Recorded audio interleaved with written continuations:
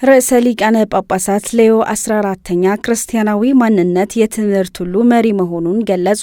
ርዕሰ ሊቃነ ጳጳሳት ሌዮ 14ኛ በስፔን ማድሪድ በተካሄደው የመምህራን ጉባኤ ላይ ባስተላለፉት መልእክት ክርስቲያናዊ ማንነት የትምህርት ሁሉ መሪ መሆኑን ገለጹ። ቅዱስነታቸው ክርስቲያናዊ ማንነት ለትምህርት ዋና መሰረት መሆኑንም አስታውሰው ኢየሱስ ክርስቶስ የማስተማር ስራ መሪ እንደሆነና የሰዎችን ባህሪንም ሆነ እውቀትን ለመቅረጽ ዋና መሪ መሆኑን ተናግረዋል። ክርስቲያናዊ ማንነት ጌጥ ሳይሆን ለትምህርት ትርጉም ዘዴና ዓላማ መሆኑን አስረድተዋል። መርከበኞች በሰሜኑ ኮከብ እንደሚመሩ ሁሉ የክርስትና ትምህርት መሪ ኢየሱስ ክርስቶስ ነው ሲሉ አስረድተዋል። ትምህርት መሪ ከሌለው የተለመደ ይሆንና የሰው ልጅ የመለወጥ ኃይሉን ሊያጣ ይችላል ብለዋል። ርዕሰ ሊቃነ ጳጳሳቱ አክለውም በትምህርት ውስጥ እምነትንና ምክንያት የማስገባት አስፈላጊነት አጽንኦት ሰጥተዋል። እምነትና ምክንያት ትምህርትን የሚቃረኑ ሳይሆን እውነታን ለመረዳት ባህሪን ለመቅረጽና ብልህነትን ለማዳበር ተጓዳኝ መንገዶች እንደሆኑ አስረድተዋል። በሁለተኛው የቫቲካን ጉባኤ እንደተገለጸው የቤተ ክርስቲያንን የእናትነት ሚና ያስታወሱት ርዕሰ ሊቃነ ጳጳሳት ሌዮ 14ኛ ቤተ ክርስቲያን አማኞችን የምታፈራ